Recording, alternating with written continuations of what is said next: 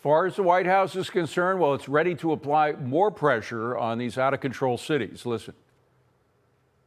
I just spoke with the president about this, and he has directed his team here at the White House to begin reviewing aid that can potentially be cut in Portland.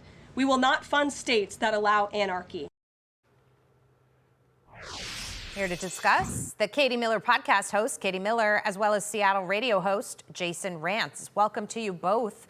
Katie, I'll go ahead and start with you. They actually say that the footage being shown is old and antiquated and that this is fake news, that don't believe your lying eyes, this isn't really happening, and we're watching it happen on the ground. Difficult to see this in blue cities and states that are fighting back against ICE when President Trump is pushing ICE just to follow the law in the United States.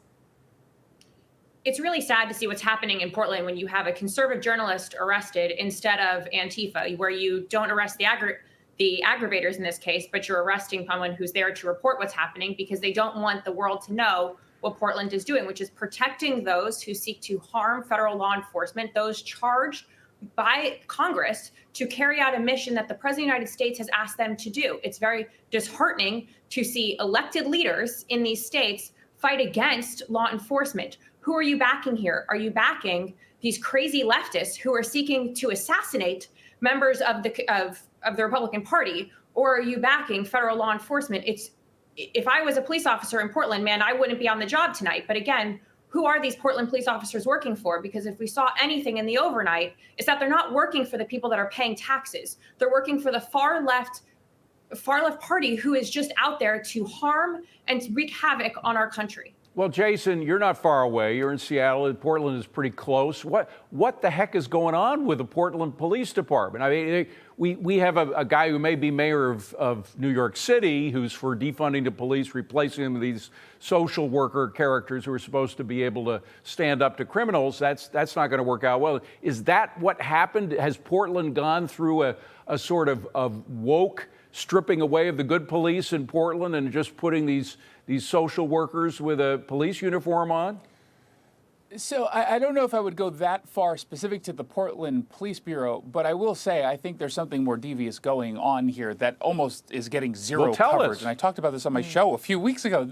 So right now, the city of Portland just completed an investigation into this ICE facility and essentially said that they are violating the agreement that they made because they're keeping some of the illegal immigrants there longer than 12 hours, and they're not supposed to do that. In some cases, it's been overnight. Well, what has Antifa been doing since June? They've been blocking the Sally Port, which makes it impossible for them to get in and out, which in some cases might mean they're keeping the illegal immigrant in their custody for longer than they're supposed to, which then is the justification for the city to come in and say, oh, well, you're violating the rules that we agreed to when we allowed you to take over this facility. So I actually think that's a part of what's going on here. The other issue has been going on since 2020. The city of Portland always kowtows to Antifa. This is what they've done this entire time, in part because they agree with the ideology.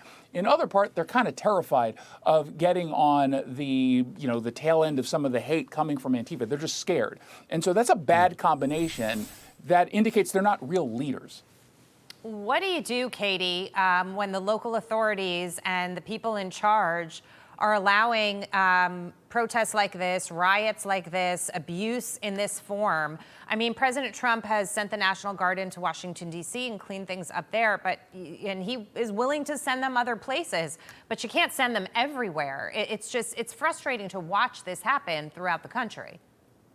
It's incredibly sad and frustrating. And I know that's why Caroline Leavitt from the podium today said they were looking at ways to make it hurt in Portland for state officials to continue to not allow federal law enforcement to do their job and not have President Trump surge additional law enforcement to protect ICE facilities to allow them to do their job once again. There are many tools in President Trump's toolbox, which include stripping funding and making it hurt both where it is housing, where it is grants to across the city. And I think once you inflict real harm in these communities that are obstructing official business, you will see other cities quickly fall in line. Yeah. And so DC was the first city which quickly lowered its crime rate, almost overnight.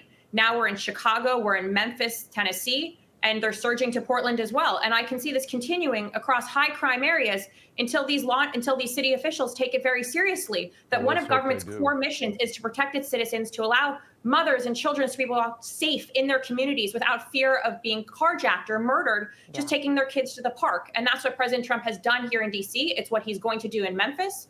And no more will cities and blocks be run by criminals and cartels. It'll be run by the people who live there, who just want safe streets. Jason, I'm getting a wrap, but I have to ask you quickly, the people of Oregon, and particularly the people of Portland. I mean, here you had the senator of Oregon, Wyden, saying just on Saturday that these were peaceful demonstrations. There's nothing violent going on. Clearly, that was a lie. Are the people upset about the lies that are being told about their own city and their own state? Quickly. The people who actually live in that neighborhood where all of this is going down are livid that they've been completely ignored by the city. Unfortunately, the greater population of Portland, they are very, very, very far left, just like in Seattle, just like in San Francisco, and they still, I think, side with Antifa. Unbelievable. Katie, Jason, thank you so much. Appreciate it. Let's hope things get better.